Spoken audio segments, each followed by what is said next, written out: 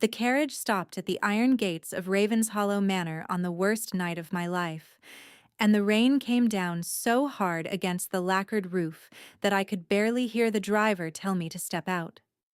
My uncle had not come with me. My uncle had not even waved me off from the door of his crooked house in Cheapside that morning. He had counted the banknotes the Duke's solicitor put into his hand. He had drunk 3 glasses of brandy without breathing, and he had told me, without looking up, that I was to leave at noon. By noon I had been on the post road. By dusk we had passed the last village. By midnight I was here, at the foot of a black wrought-iron gate set in a wall of ivy-bitten stone, and the only light in the world was the candle in a window high above me on the cliff. Bath had been my home for 18 months, and was, in the deepest sense, no home at all.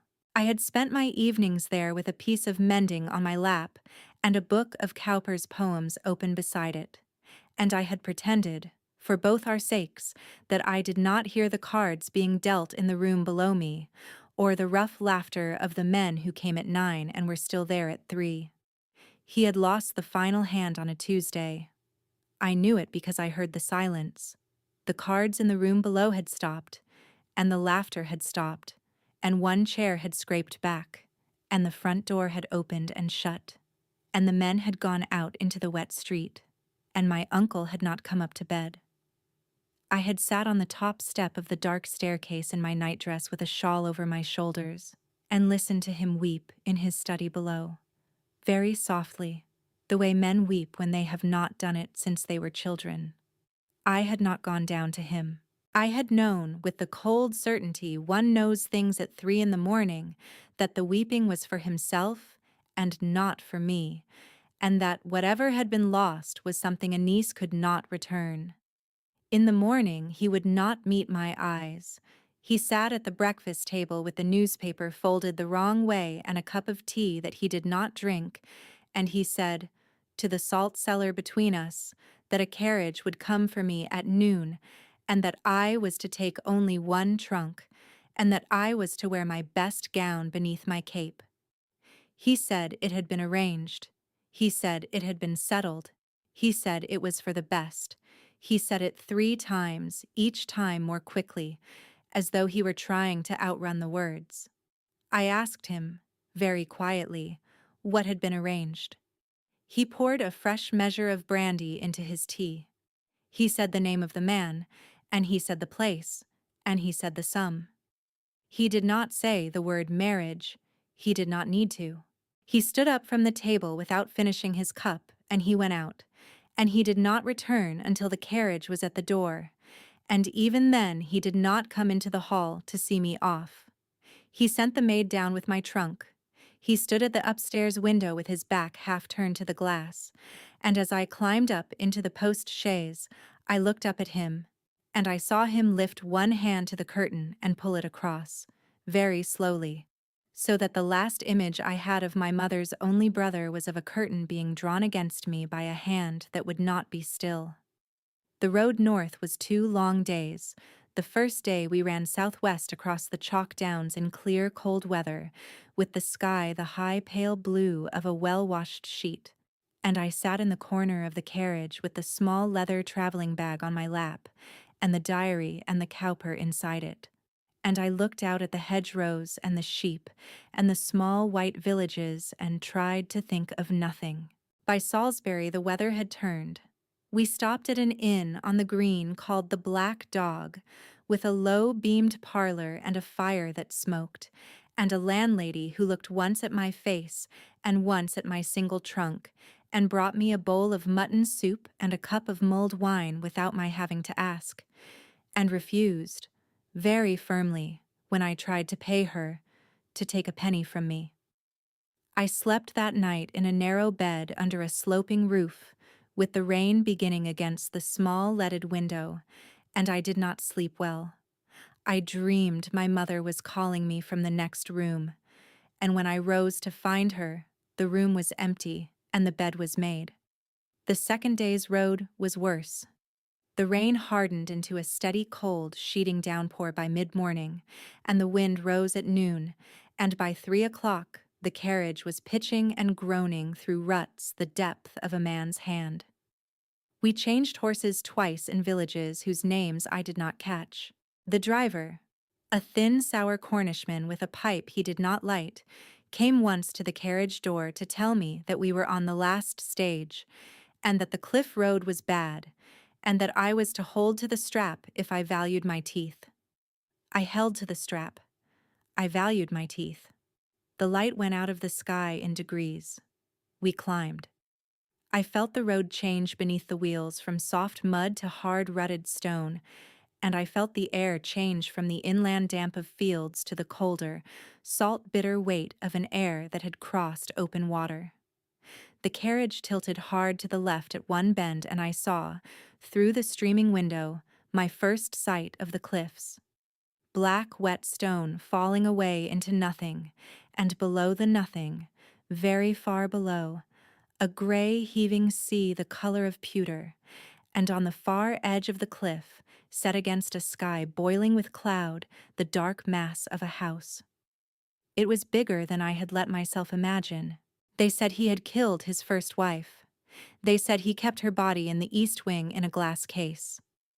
They said the rooks at his manor had grown too fat on the meat he threw out the kitchen window. They said the servants had run from the place in a single night, all but one, and would not say what they had seen. They said his hair had gone white in a fortnight after she died, and then come back dark again, and that this proved something, though no one ever finished the sentence about what.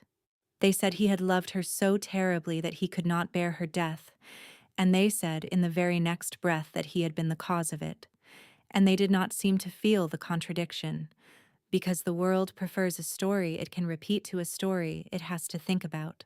They said all of it, and I had grown up hearing it, in drawing rooms where the speakers pretended they did not believe it, and then dropped their voices and said, "But there is no other explanation, you know." There was always another explanation, I had thought, even at 12, even at 16, even at 19 when my mother died and my father followed her 3 years later, and the world handed me to my mother's brother like a debt stamp. I had thought there was always another explanation. I had thought the world was wider than its gossip. I no longer thought so by the time the gates of Ravenshollow swung open of their own accord, hinges screaming in the wind, and a stooped old porter in a black greatcoat beckoned me with a hand that shook. He did not speak. The gates themselves were a wonder of cold ironwork, 10 feet high, ornamented at the top with a pair of wrought rooks beak to beak, and at the bottom with a tangle of iron ivy that had been worked by some long-dead smith with such care that I could see the veining in each leaf. The hinges had not been oiled in years. They cried out as the gates parted, the cry rising into the wind and being torn away westward over the cliff, and I felt, absurdly, that the gates had not opened for me but had been forced open by a pressure from inside. That the house had drawn a long breath and let it out through its own teeth. I followed him up the long, weed-cracked drive, with my trunk dragging in his other hand, and the manor rose ahead of me like a black mountain pulled out of the cliff. It was bigger than I had imagined. It was crumbling worse than I had feared. Ivy had eaten the south face whole. Half the windows on the upper story were dark. The others showed a single candle each, set in the deep arch of a sill, as though the house was breathing slowly through 100 small lit mouths. A pair of stone griffins, slick with rain, kept the steps of the great front entrance, and as I passed them I saw that one had lost the tip of its left wing, and the other had a deep crack running through its breast, and both wore on their heads a thin, glistening crown of moss, and both looked at me, in the lightning that flickered just then, with the patient blank stare of creatures who had seen many women come up this drive, and not all of them go down it again. The porter brought me to a side door, not the great front entrance, with its lions on the steps and its enormous brass knocker, which was clearly never opened anymore, but a smaller servant's door tucked under a stone archway tangled with dead jasmine. He knocked once, very softly, with the back of his knuckle. The knock was so quiet I should not have believed anyone could hear it from inside, and yet the door opened at once, as though the person on the other side had been standing with her hand on the latch, waiting for the precise sound of his knuckles for hours. The door opened on a tall, thin housekeeper in unrelieved black, with gray hair pulled back so tight it seemed to pain her.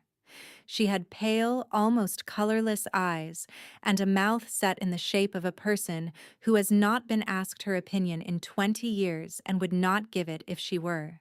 She said only, "Come in, miss. You are wet." I came in. I was wet. The hall behind her was vast and very cold.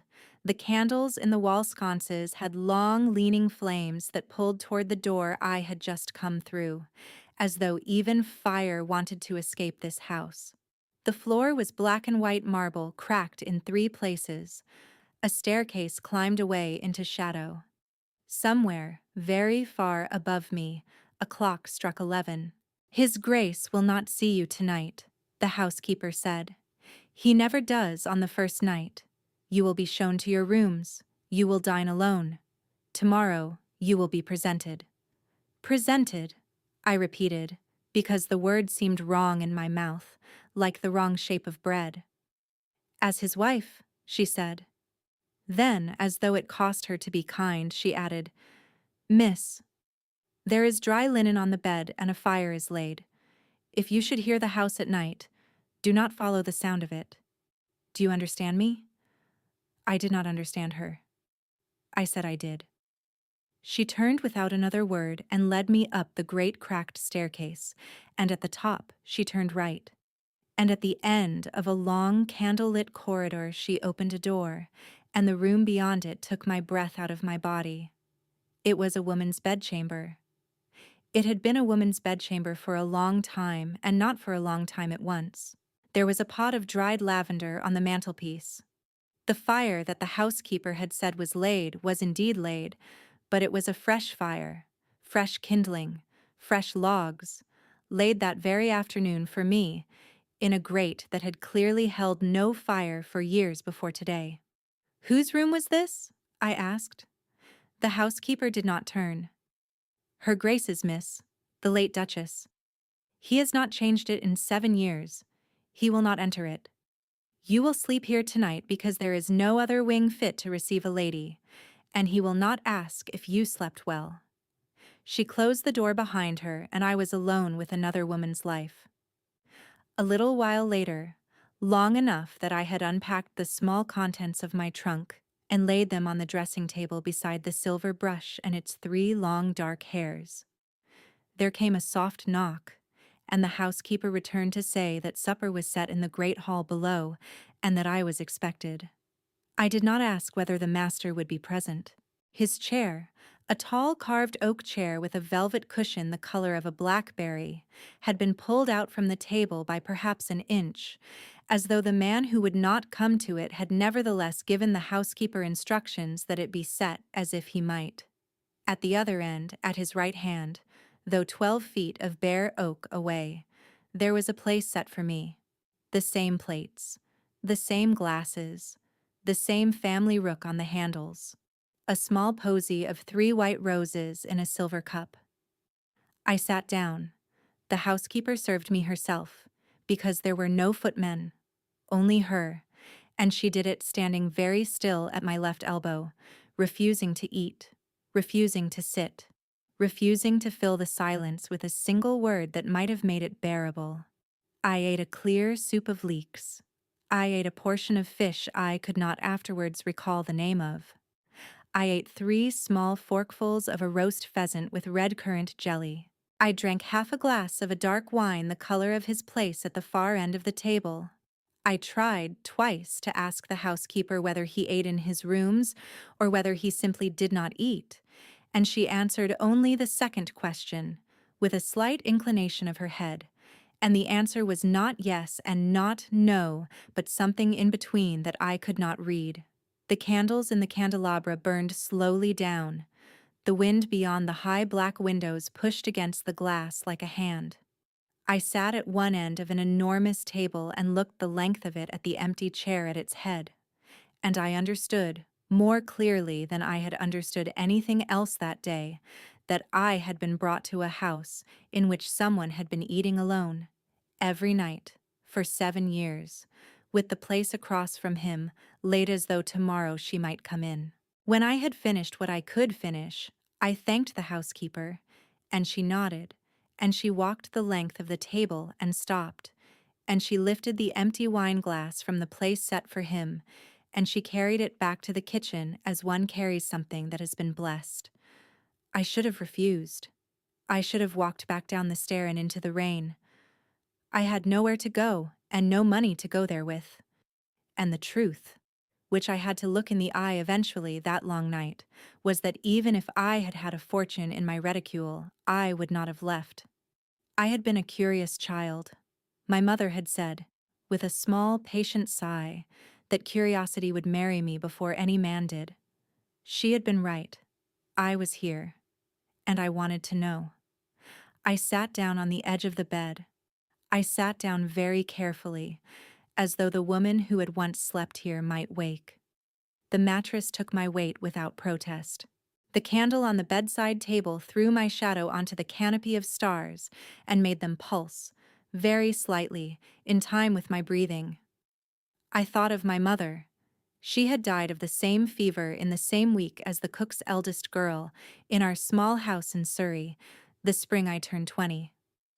I thought of my father, who had not survived the loneliness of being a widower, who had begun, over 3 years, to thin and quiet and bend, until one November morning he had not come down to breakfast and the maid had found him still asleep, peacefully, with one hand on my mother's miniature and the other open and empty on the counterpane. I thought of my uncle, my mother's only brother, who had taken me in because the law required it, and who had not, in the 18 months since, asked me a single question about my own opinion of any matter at all. I thought of the man who had paid for me. I thought, perhaps, that the price had been higher than my uncle had told me. I thought, perhaps, the world's monster might be the only person in it now who had paid attention to me long enough to ask for me by name. I changed out of my wet wool cape and traveling gown into the deep wine-red Regency silk that had been my mother's last extravagance, the one I had been forbidden to sell. The cream lace at the scoop neckline was beginning to fray. I drew on the dark cream silk gloves to my elbows, more out of habit than warmth, and I touched the small gold cross at my throat, the one my mother had given me at my confirmation, and I asked it for courage. Then I sat down at the late Duchess's writing desk and waited for the house to tell me what it was. It told me at midnight. The clock, somewhere beneath my feet, struck 12, long and slow, and on the last stroke I heard it. A single chord on a piano, low and full, somewhere very deep in the house. Then a pause. Then a thread of melody, a nocturne, slow as a man speaking to himself. One does not take a book when one walks into the dark of a strange house at midnight. But I had not been parted from that book in 10 years, and I had been parted from a great many other things in the last 18 months, and my hand had found it on the writing desk where I had laid it, and had put it into my pocket as though my hand were wiser than my head. The cold of the floor went through my soles into my bones. My free hand trailed along the carved oak banister of the gallery, finding cobwebs, finding dust, finding the small bumps where someone had set initials into the wood with a knife 100 years ago, an A and an M with a lover's knot drawn between them, and beneath that, in a different hand and a finer knife, the single letter E with no companion. The candle's flame pulled toward the music as though even fire wanted to know. The cowper in my pocket bumped against my hip with each step, a small, regular knock, like a second heart that had decided to keep me company. I thought of the castaway without intending to, the man overboard in the open sea, calling and not heard, the friends on the ship that drew away. And I thought, with a sudden sharp clarity, that the man who was playing somewhere below me had been the man overboard for 7 years, and that the ship had drawn away. I passed locked doors. I counted them. The first was painted dark green and bolted with iron. The second had no handle at all, only a keyhole, set so high in the door that a man would have had to stand on tiptoe to use it. The third was open by an inch and showed me a slice of a room with white sheets thrown over the furniture like ghosts mid-gesture. I caught the dull gleam of a gilt picture frame against a wall, and what looked, in the half-second before I made myself look away, like the corner of a child's painted rocking horse. I did not go in. The music was further on. It pulled me down a back stair, narrow and turning, then through a stone passage that smelled of damp and salt and old smoke, with the wax of long dead candles puddled and grown over the sconces like coral on a wreck. The cold of the stone reached up through my feet into the bones of my knees. My candle's flame guttered at one corner of the passage where a draft from the cliff cut through. It almost died, and I stopped, my hand cupped around the flame, and I held my breath until it steadied. At the end of the passage there was a door of dark, almost black wood, slightly ajar, and through the gap I saw candlelight. And I heard, now very near, the slow nocturne, and someone breathing as he played. I pushed the door open with the tips of my fingers. The hidden music room was small and round, vaulted in stone, its single tall arched window taking the storm full on. The sea below the cliff threw itself at the rocks, and the rain threw itself at the glass, and inside, in the very center of all that violence, there was one candle on the lid of a black grand piano and one man at the keys. He did not turn when I came in. He felt me.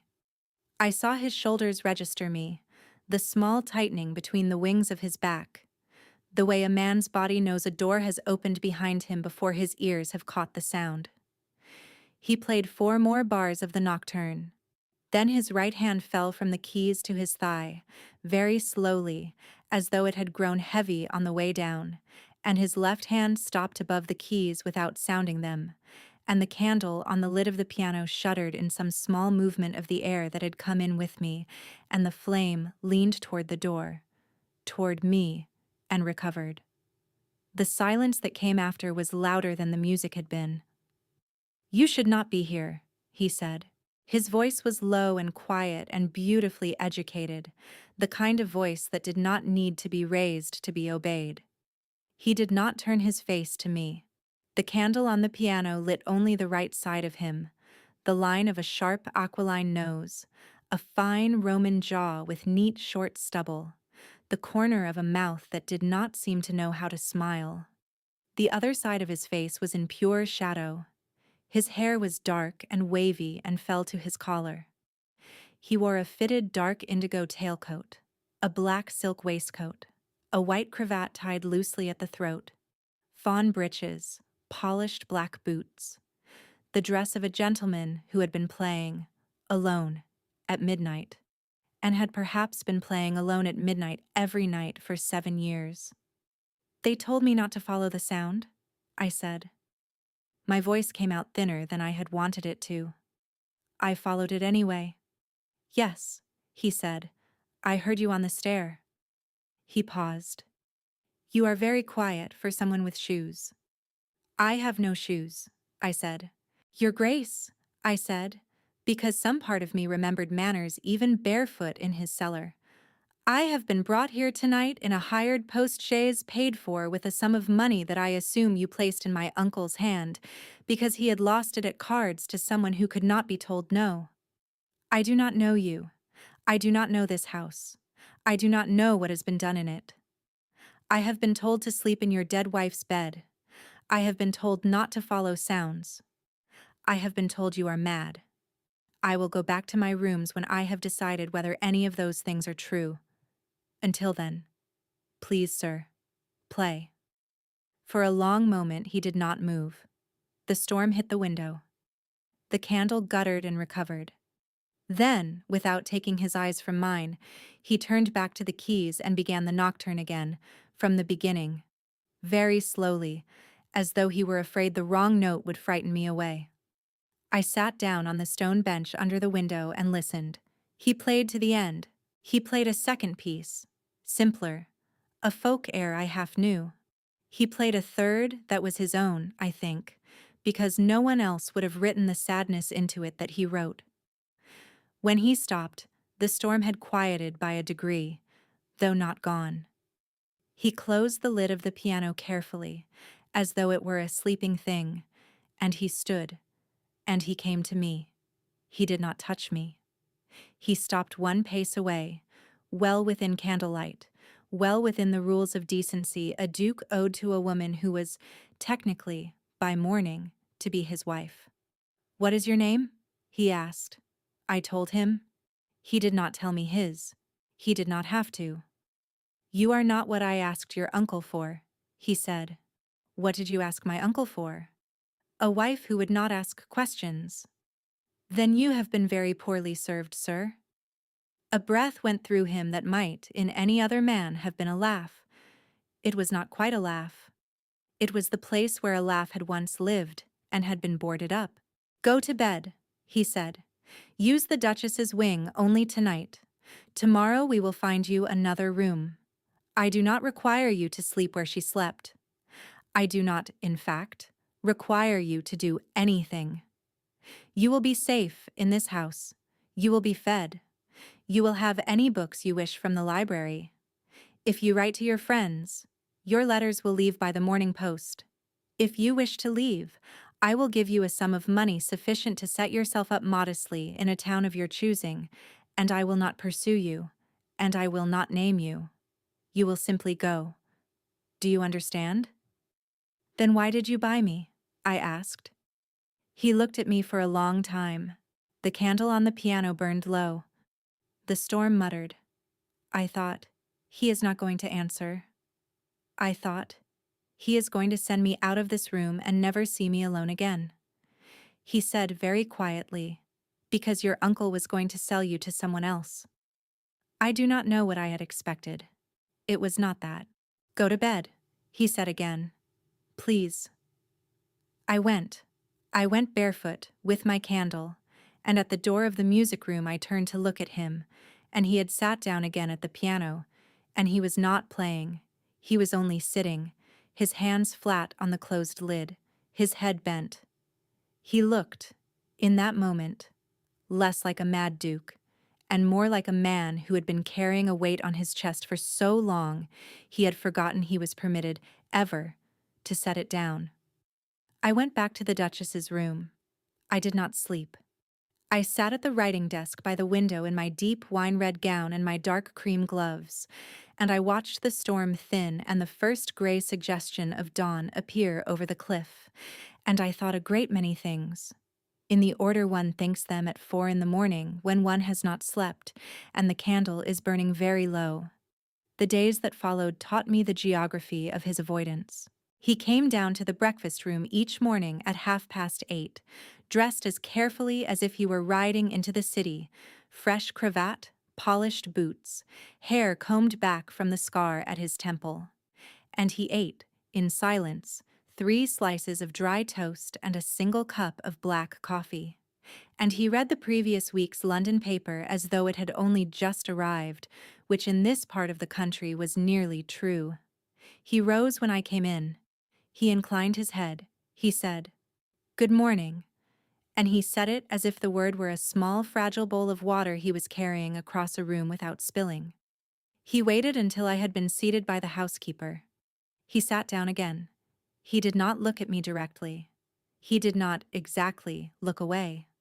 He arranged his eyes upon some point a foot to the left of my shoulder, and he kept them there with the patience of a man who has spent 7 years teaching himself not to want anything in a room.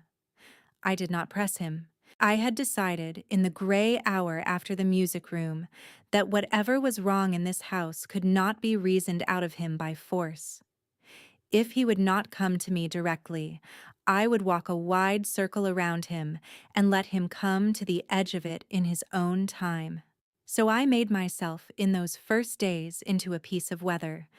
I drank my coffee. I asked the housekeeper for marmalade. I read aloud, very softly, a single short paragraph from the day's paper. A notice of a new fellow elected to the Royal Society, a piece of foreign news about a ship returned from the Cape. And I did not require him to answer. He listened. I knew he listened because once, on the third morning, when I had stumbled over a Latin phrase in a notice of a sermon, he supplied the translation under his breath without lifting his eyes from his coffee, and then, as though he had startled himself, he stood up too quickly, knocked the chair, apologized to the chair, and left the room. The housekeeper, who was called Mrs. Hallworth, became my second study. She was not, as I had thought on the first night, a woman who had not been asked her opinion in 20 years. She was a woman who had sealed her opinions inside her on a particular night 7 years ago, and was not yet sure whether the seal had hardened. She watched me. I watched her watching me.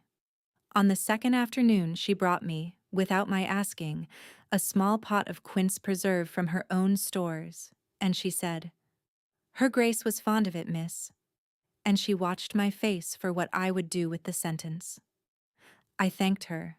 I asked whether she would tell me about the late Duchess. She looked at me a long moment. She said, "There are some who say she fell, miss. There are some who say worse. I do not know what is said in London now. I know what I saw with these eyes in this house, and I have not spoken of it, and I will not speak of it tonight. But I will tell you this. Do not believe everything you hear of him. And do not, I beg you, miss." Here her voice dropped. "Open the doors in the west wing.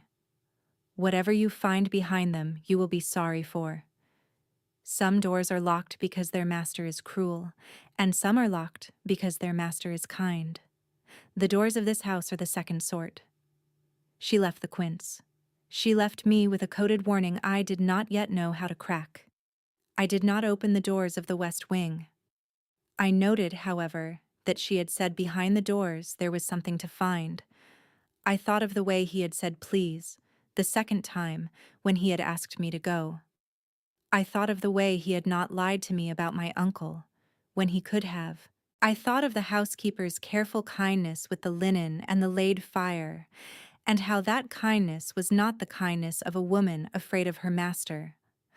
I thought of the small dent in the cushion of the window bench, which I had noticed without really noticing it, the way one notices a pebble in a shoe. I thought, finally, the only thing that mattered. He did not look like a man who had killed his wife. He looked like a man who had loved her. That is when I noticed the music bench. I had not been looking at the Duchess's room as evidence before. Now I was. The room was kept as a shrine. The brush had hairs in it still. The pearls had not been moved in 7 years. The book on the desk was open to a poem I knew, by Cowper, the one about the lost dog, and I touched the page, and the page was soft from being touched. Someone had been opening this room and reading this book. Not the housekeeper. She had told me he would not enter it, but someone had been opening it. The London doctors had given her a verdict of consumption when she was 18, and her family, old, proud, ruinously poor, had concealed it, because a known consumptive could not be married, and the family needed her to be married, and well, before the disease showed itself in her cheeks. She had been 22 when she met him at her aunt's house in Bath. He had been 27. She wrote of him in the diary the way a woman writes of a man she has not believed she would be permitted to meet. "He is so kind," she wrote. "He thinks I do not see him watching me. He thinks I will laugh at him. I will not laugh at him. I will marry him if he asks me, and I will not tell him, and God forgive me for it." She wrote, on a later page, "He asked me today what frightens me most in the world. I told him spiders. He believed me. I do not have the courage to tell him the truth." She wrote, on a page after that, "The cough came back last night. I burned the handkerchief in the grate before he could come in. He did come in. He brought me hot milk. He did not ask why the room smelled of burning linen. She had told him a month before the wedding, after he had asked her 3 times to be sure of her. She had begged him to break the engagement. He had refused. He had married her anyway, knowing. He had brought her to Ravenshollow because the sea air, the doctors said, might give her another summer. It had given her 3. Enough perhaps to write what I have not been able to say with my voice. My love, my dearest love, when this is finished, and it will be finished before Christmas, I think, though the man from Truro tells me the spring, when this is finished, I beg of you, do not give them my truth. They have not earned it. Sophie has not earned it. She is 15 and silly, and she will be a good woman if she is given the chance. The little ones have not earned a father in disgrace by association. My mother has not earned mercy, but I will leave her mercy as my last gift, because I find I cannot, on the doorstep of God, refuse to give what I would have wanted him to give me. Tell them anything. Tell them I fell. Tell them I wandered. Tell them you were careless of me. Bear it, my love. You have such broad shoulders. Bear it for me. I cannot bear it for myself, where I am going. Promise me, promise me, promise me. I will not ask another thing of you in this life or the next. In the last months, she wrote. She had begun to plan the lie. It was set out in her hand, page after page, in pencil, sometimes shakily. The lie she wanted him to tell after she was gone. Her family would be ruined, she said, if it were known her parents had married her off as a dying woman, that they had concealed the consumption, that they had taken his money, knowing she had less than 3 years to give him. Her younger sister was to be presented in the season after her death. Her sister would not survive the scandal. Her 2 little nieces, her sister's girls, would be tainted with it forever. She begged him, in her own diary, in pencil.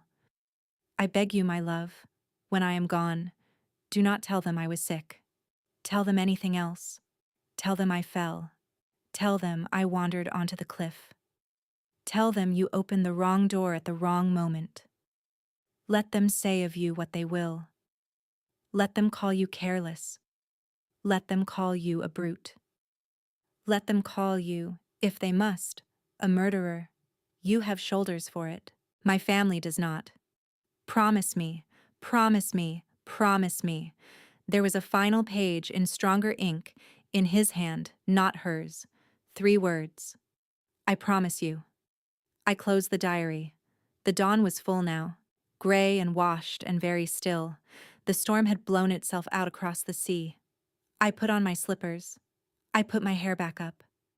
I went down the stairs of Ravenshollow Manor with the diary in my hand, and I went, not to the music room, but to the library at the end of the long corridor, because that was where I knew. Somehow, he would have gone after I left him. He was there. He stood at the tall arched window with his back to the room, watching the gray sea. He had not slept. He still wore the dark indigo tailcoat. The fire had gone out in the grate. He turned when he heard me, and he saw the diary in my hand, and the color, what little there was in his pale face, left him entirely. Where did you find it? He said. It was not a question. In her bench, beside her bed. He came toward me as a man comes toward an executioner. Slowly, but not slowly enough to avoid a rival. He stopped a pace from me. He looked at the diary. He did not reach for it. You should not have read it, he said. I have read it. Then you know. I know. He shut his eyes. I saw his throat work. I saw, for the first time, the thin pale scar at his left temple in clean morning light, and the hollows under his eyes, and the small gray at his hairline that should not be there in a man of 34. I saw how tightly he had been holding himself, for 7 years, against the world he had told a lie to on a dying woman's behalf. Your Grace, I said.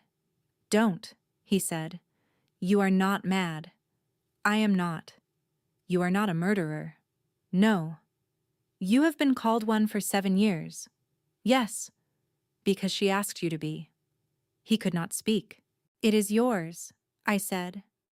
"It was always yours. It is not mine to keep."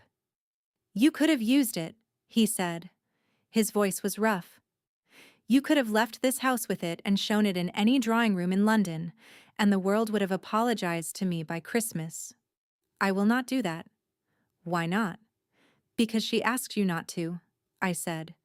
"And because—" I stopped. Because what I meant to say was a large thing. Because no one has loved you, sir, in 7 years, and I would not begin our acquaintance by taking back from you the only act of love you were left with." He looked at me. He did not say anything for a long time. The gray light moved on the sea. Somewhere upstairs a clock struck 6. He closed the diary. He set it on the chair behind him. He took my hand, gloved still, in his. "Will you stay?" he asked. "Yes." "In this house?" "Yes." "With me?" "Yes," I said. "If you will let me ask questions." "Ask any of them," he said. "Any of them." We were married 3 weeks later in the small flint and thatch village chapel at the foot of the cliff road, with no announcement in the London papers, and no London at all. The vicar was 80 and half blind and married us with great kindness. The witnesses were the housekeeper and the old porter from the gate, both in clean black, both crying without permission. There were 2 more witnesses, whom I had not, until that morning, known existed. 2 little girls. The elder was 7, with dark wavy hair and gray eyes very like his, in a white muslin dress with a pale blue sash. The younger was 5, with blonde curls and blue eyes, in the same white muslin and the same pale blue sash, holding the elder's hand because she had been told there would be a lot of standing still. They were the late Duchess's nieces, her sister's girls. The sister had not survived 2 winters after the Duchess. The girls had been brought to Ravenshollow at 3 and 1. He had raised them in the south wing, in rooms no servant gossiped about, with a governess who had been chosen for her silence. He had taught the elder her letters. He had taught the younger to walk. He had done this, like everything else, in secret, because the world that had been told he was a murderer could not be told he was raising the late Duchess's nieces, lest the world think too hard about why. I met them on the morning of our wedding. The elder considered me gravely. The younger put her arms up to be picked up. I picked her up. Her small hand found the gold cross at my throat and held it the way a child holds a lit candle, as though the keeping of it were her job. I knew then that I would never leave Ravenshollow Manor. I knew then that I had been brought here, by storm and by debt, and by my uncle's brandy, to be exactly where I was, exactly when I was, exactly with these 4 people, and no others. We did not go to London. We never went to London. The mad Duke of Ravenshollow remained mad, in the world's count, and the world told its old story about him at parties for another year, and another year, and then, the way the world does, found a fresher monster, and forgot. It is a year later as I write this. I am sitting at the writing desk in what was once the Duchess's bedchamber, which we have, by mutual decision, opened up and aired and repapered in pale rose, and which is now my own. The window is open onto the cliff garden. It is May. The sea is the color of the inside of an oyster. The 2 girls are below me on the lawn. The elder is teaching the younger to skip. The younger is failing, with great cheerfulness. He is between them, in his shirt sleeves with the cuffs turned up, the dark indigo coat over the back of a garden chair, and he has just said something I cannot hear. And the elder has laughed, and the younger has laughed, and then he has laughed. He has laughed. I have not heard him laugh in the year I have known him. I have heard him speak softly. I have heard him sing once, very late, when he thought I was asleep. I have heard him say my name in a voice that has, in this last year, learned how to say it. I have not heard him laugh until this afternoon. The sound of it has reached up to my window through the open garden door, and I have set down my pen and listened, and I have set my hand on my own diary and not been able to write for a full minute, because the world did not know. The world had not been told, would not be told, because she had not wished it. That the man it had called mad for 7 years was the gentlest creature God had ever set on a cliff top. The world had called him mad to protect a woman it had never deserved. I had been sold to him in the dark of a debt at midnight, in a storm, in a faded gray wool cape, with a candle. I had been given to him, I now believed, by the same hand that had given him the strength to keep his promise. The two little girls call me Mama. They began it, of their own accord, in the 2nd month. Because they had no other word for me and required one. He did not correct them. I did not correct them. I am their mother now in every law except the strictly biological. I have written to their grandfather in Bath, who did not lose them, only failed them, and we are slowly making peace, by post, on terms. My uncle drank himself dead in November. I went to his funeral. There were 5 mourners, of whom I was the last to leave. I did not weep. I had wept all I would weep for him on the road to Ravens Hollow. I write down what he played, last night, on the piano, in the music room, which is no longer hidden, because I have insisted on the door being open and a fire being kept in it whenever I am at home. I write down, sometimes, what he said to me in the dark, which is between him and me, and not for any page after this one. But tonight I will write something more, because the laughter from the garden is still in my ears, and a thing has been set right in the world that no London paper will ever correct, and a wife may be permitted perhaps, in the privacy of her own diary, to set it down once for the record. The world had called him mad to protect a woman it had never deserved. I had married him to find that out.